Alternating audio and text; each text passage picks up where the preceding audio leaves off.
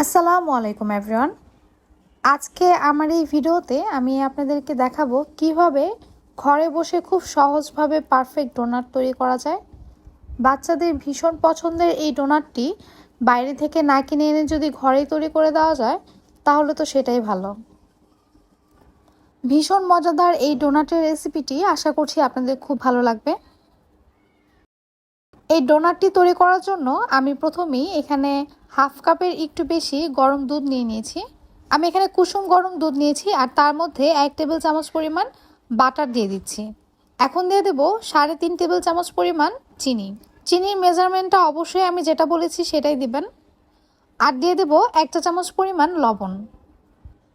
এখন বাটারটাকে দুধের সাথে মিশিয়ে নেব। বাটারটা গলে গেলে এর মধ্যে আমি দিয়ে দেব একটা ডিম। ডিমটাকে খুব ভালো করে ফেটিয়ে নেব। সব কিছু একসাথে খুব ভালো করে মিশিয়ে নেব। এখন শুকনো উপকরণগুলোকে একসাথে মিশিয়ে নেব। এজন্য আমি এখানে 2 কাপ পরিমাণ ময়দা নিয়েছি। আমি হাফ কাপ দিয়ে 4 বার 2 কাপ পরিমাণ নিয়েছি। এখন দিয়ে দেব 1 টেবিল চামচ পরিমাণ ইস্ট। ইস্ট আর ময়দা খুব ভালো করে মিশিয়ে নেব। ময়দার সাথে ইস্টটা খুব ভালো করে মেশানো হয়ে গেলে এখন আমি এতে সেই দুধের মিশ্রণটা দিয়ে দেব। আমি পুরো মিশ্রণটা দিয়ে দিচ্ছি। এটা দিয়ে আমি একটা ডো তৈরি করে নেব। হাত দিয়ে এই ডোটাকে খুব ভালো করে মথে নেব। আমি এখানে আরও 3 টেবিল চামচ পরিমাণ কুসুম গরম দুধ অ্যাড করেছি। এই ডোটা একটু সফট হবে এবং হাতের সাথে লেগে লেগে আসবে, ঠিক এরকম হবে।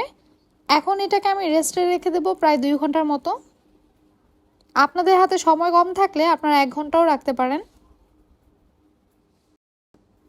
2 ঘন্টা পর ডোটা কিন্তু ফুলে ডাবল হয়ে গিয়েছে। এই ডোটা যতটা নরম করে তৈরি করবেন ডোনাটগুলো খেতে কিন্তু ততটাই সফট হবে।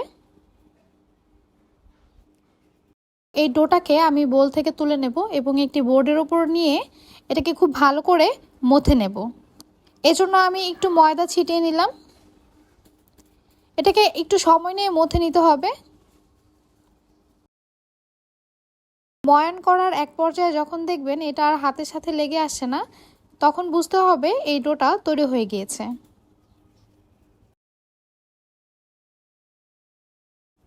আমার বোর্ডটা যেহেতু একটু ছোট তাই আমি ছোট ছোট টুকরো করে নেব।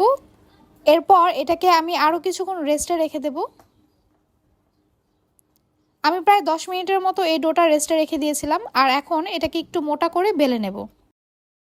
আমি একটু মোটা করে একটা রুটি বেলে নেব। এটার থিকনেসটা ঠিক এইরকম হবে, খুব বেশি পাতলা হবে না আবার একেবারে মোটা হবে না। আমি একটা ছোট বাটি, প্লাস্টিকের বাটি দিয়ে ডোনাটের শেপ করে নিচ্ছি আর একটা বোতলের ঢাকনা দিয়ে আমি মাঝখানে ফুটো করে নিচ্ছি। ডোনাট দেখতে ঠিক যেমন হয় এটাকে তেমন শেপেই আপনারা তৈরি করে নেবেন। আমি আরও একটা ডোনাট তৈরি করে দেখাচ্ছি আপনাদেরকে। এখন এই ডোনাটগুলোকে আমি প্রায় 20 মিনিটের মতো রেস্টে রেখে দিয়েছিলাম। অবশ্যই এটাকে ঢেকে রেস্টে রাখতে হবে। দেখতেই পাচ্ছেন এ পর্যায়ে এটা কিন্তু আরও ফুলে গিয়েছে।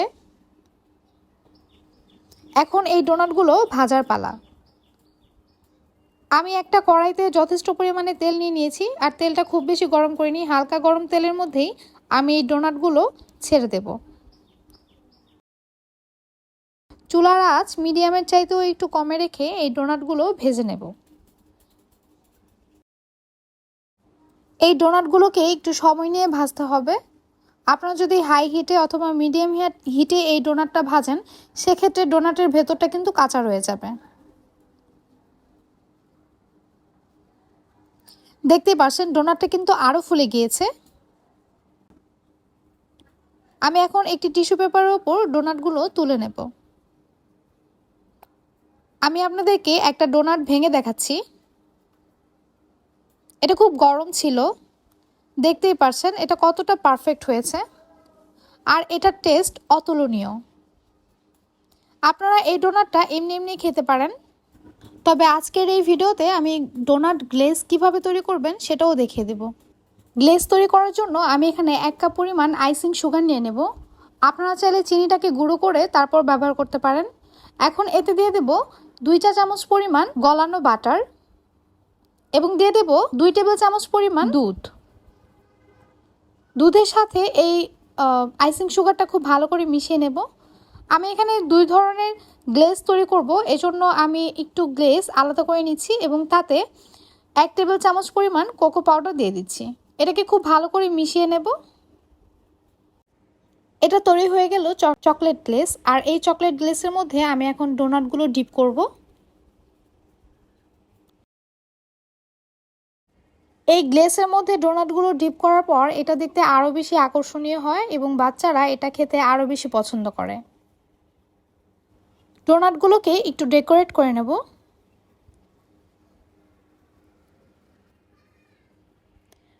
এখন আমি হোয়াইট গ্লেসের মধ্যে ডোনাটগুলোকে ডিপ করব। ডোনাটগুলোকে দেখতে কিন্তু খুবই সুন্দর লাগছে। এভাবে তৈরি করে দিলে কেউ বুঝবে না এটা ঘরে তৈরি করা নাকি বাইরে থেকে কিনে আনা ডোনাট।